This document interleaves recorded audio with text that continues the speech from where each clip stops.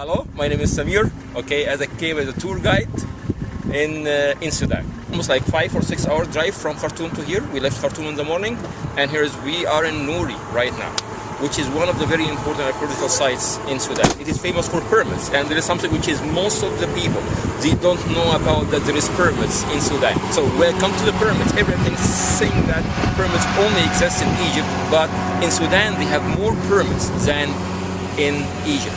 More than 340 pyramids in Sudan, while there is 110 pyramids in Egypt. You know, it is the size of the pyramids here in Sudan. The difference is it is smaller in size than it is in Egypt. This site was first used by a king, which is very well known in the Nubian history. His name is Tarhaka.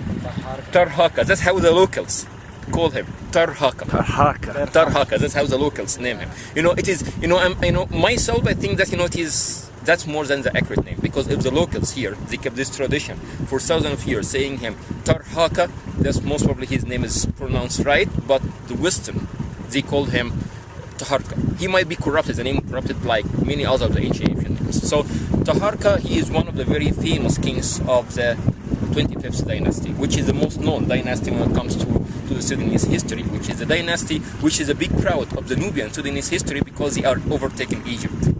From my perspective, I don't understand why Taharka, he became that famous. From my perspective, I will promote Ba'anchi better to be my king, because Taharka, he lost the kingdom. Ba'anchi, he built the kingdom. What's annoying me is that Taharka is more famous, or Tarhaka is more famous than Ba'anchi, and I need to find an answer for that question. So he found this cemetery. Before that it was a Kuru, which is we will stop shortly after. We will stop in Kuru, and for a reason, maybe because the Kuru it was already crowded already. He decided to move from Kuru, which is established in the 9th century BC, into Nuri, which is started in the 7th century BC by Taharka, who has the first pyramid here, not in Sudan. I'm talking about the Nuri. He has the first pyramid, which is very much weathered compared to the other pyramids. There's a total number of 80 burials here. Not all of them, they are pyramids. How many? 80 burials. So there is many of them, they are pyramids. Not only for kings, for queens as well. This one of the interesting things about the ancient Sudanese civilization, that there is a rising power of the woman, especially when it comes to Marawi, and that's something which we will cover tomorrow when it comes to Marawi pyramids and Naga and Musawarat as well. Temples. What you are looking to is a very virgin site, which is still almost untouched. There is a very little excavations, but there is still, I think that there is 10 pyramids haven't been excavated yet.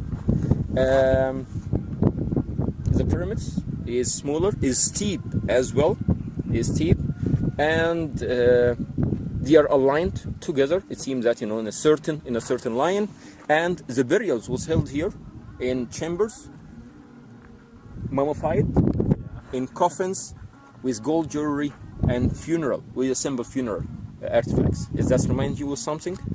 Ancient Egyptian burial customs? So, yes. So today, when it gets cooler by the sunset on the top of the mountain, that's where we will talk in details about the history and the different stories about the influences both ways, from Egypt to Sudan and from Sudan to Egypt. That will be really a very interesting site, since we are in the middle of the day and it is so hot. So that will be enough for the history of the site, and we'll come to the history background in the afternoon when it gets cooler. Let's have a walk.